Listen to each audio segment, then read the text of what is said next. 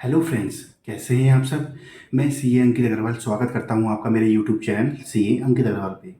Friends, आज मैं लाया हूं आपके लिए बहुत ही इंपॉर्टेंट वीडियो, क्योंकि आज मैं बात करने वाला हूं टाइम ऑफ सप्लाई के रिगार्डिंग। तो बने रहेगा मेरे साथ शुरू से लेकर आखिर तक, ताकि आपको छोटी छोटी बातें आसानी से समझ में आ सके। So let's start. Friends, time of supply को स्टार्ट करने से पहले हमें ये समझना जरूरी है कि टाइम ऑफ सप्लाई की इंपॉर्टेंस क्या है। What is the importance of time supply, या इसका कॉन्सेप्ट समझना क्यों इम्पोर्टेंट है।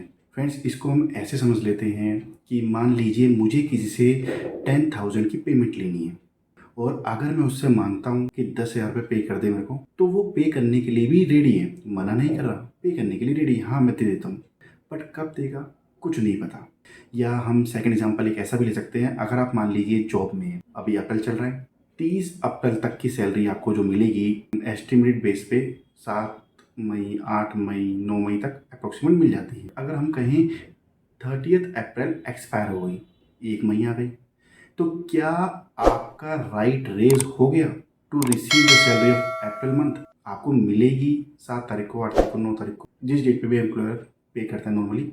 बट क्या आपका राइट रेज हो गया टू रिसीव सैलरी। यस। इसी तरह से ही अगर सप्लायर अपना गुड्स डिस्पैच करता है, अगर डिस्पैच कर देता है और वो सप्लाई है, then GST liability will arise. GST liability तो अराइज हो गई, गवर्नमेंट कह रही है GST liability will arise, supplier भी कह रहा है हाँ जीएसटी लायबिलिटी अराइज हो गई। बट मिलेगी कब GST liability.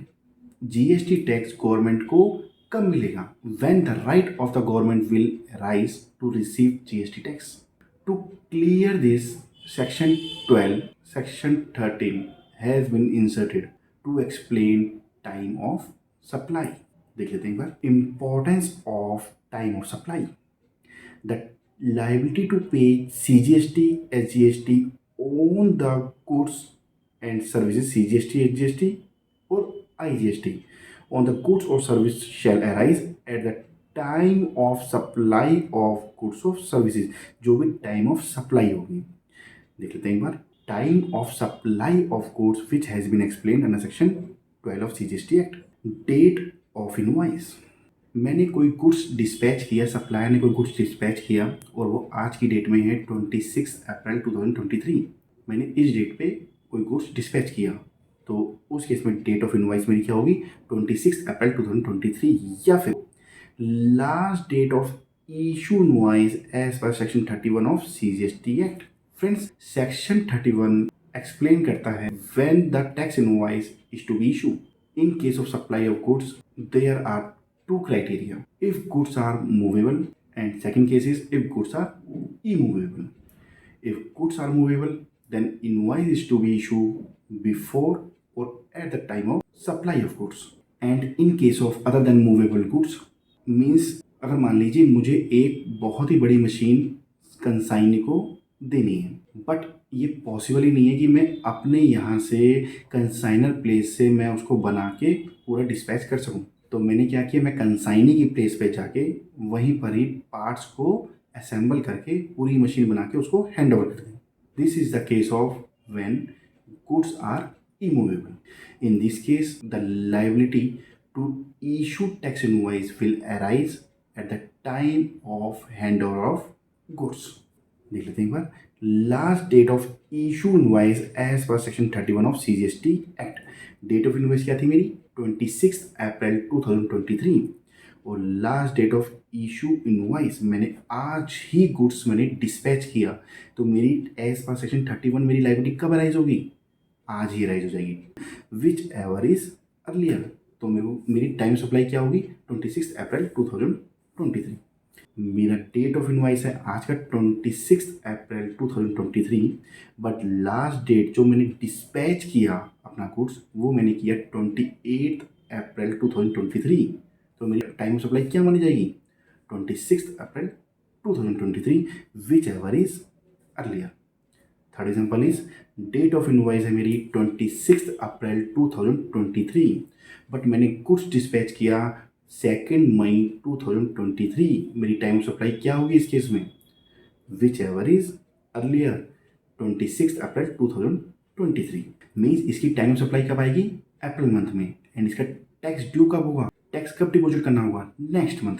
Time of supply of goods section 12 of CGST act, date of invoice, या फिर last date of issue invoice as per section 31 of the CGST act whichever is earlier. Friends, एक provision आया था 1 अप्रैल 2017 को, जब GST act applicable हुआ था, कि अगर कोई सप्लायर एडवांस रिसीव करता है इन रिस्पेक्ट ऑफ गुड्स और इन respect of services, then his GST liability will arise as soon as he will receive advance.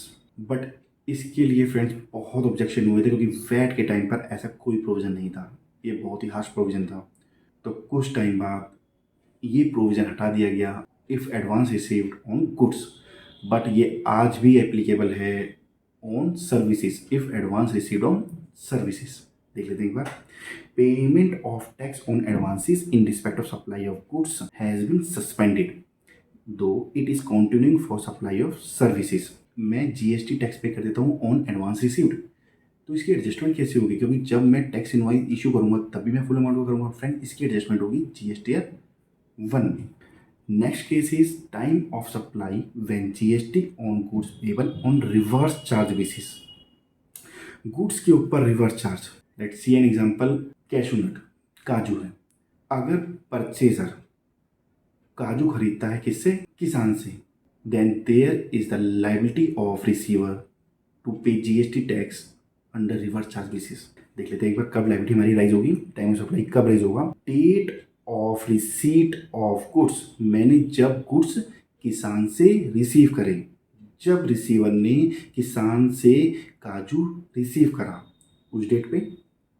और डेट ऑफ पेमेंट, जब पेमेंट करी रिसीवर ने as entered in the books of the recipient, जो उसकी books में entry होगी जिस date पे वो, या फिर अगर एंट्री नहीं है तो जिस डेट पे बैंक में रिफ्लेक्ट कर रहा है, date on which the payment is debited in his bank account whichever is earlier, या फिर 30 days from date of invoice issued by the supplier.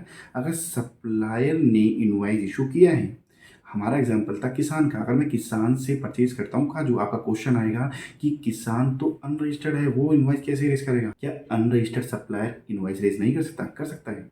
अगर वो इनवॉइस रेज करता है तो वहाँ से 30 डेज की टाइम लिमिट होगी, 30 days from date of invoice issued by the supplier.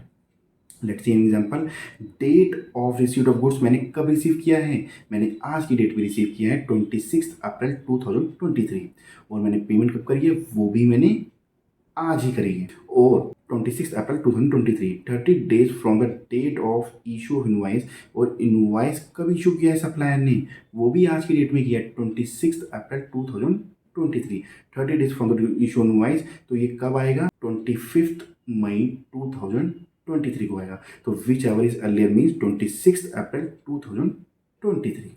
If for any reason, अगर फ्रेंड्स ऐसा होता है कि आप इनमें से कोई भी डेट आइडेंटिफाई ही नहीं कर पा रहे हैं, ना तो आपके पास वो डेट है कि आपने गुड्स कब रिसीव किए थे, ना आपके पास कोई एंट्री है आपके रिकॉर्ड में, ना ही कोई इनवॉइस इशू किया है सप्लाई ने, तब क्या करें, टाइम ऑफ सप्लाई कैसे निकालेंगे, छोड़ दें। क्या गवर्नमेंट टैक्स नहीं लेगी, नहीं, गवर्नमेंट तो टैक्स लेगी, बट वो किसके बेस पे टाइम सप्लाई आइडेंटिफाई करेगी। फ्रेंड्स, यहाँ पे एक फोर्थ रूल दिया गया है, if for any reason these dates can not be determined, अगर ये तीनों डेट डिटरमाइन नहीं की जा सकती, then the time of supply will be date of recording the supply in the books of recipient, जिस डेट पे रिसिपेंट ने अपनी बुक्स में परचेज की एंट्री की होगी, वो डेट क्या मानी जाएगी, time of supply, date of recording of supply in the books of recipient, that will be called time of supply.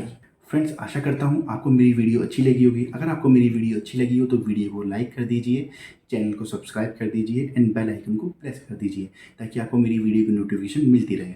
जल्द मिलता हूँ फ्रेंड्स आपसे नई वीडियो के साथ, नए टॉपिक के साथ। तब तक के लिए थैंक यू, बाय बाय।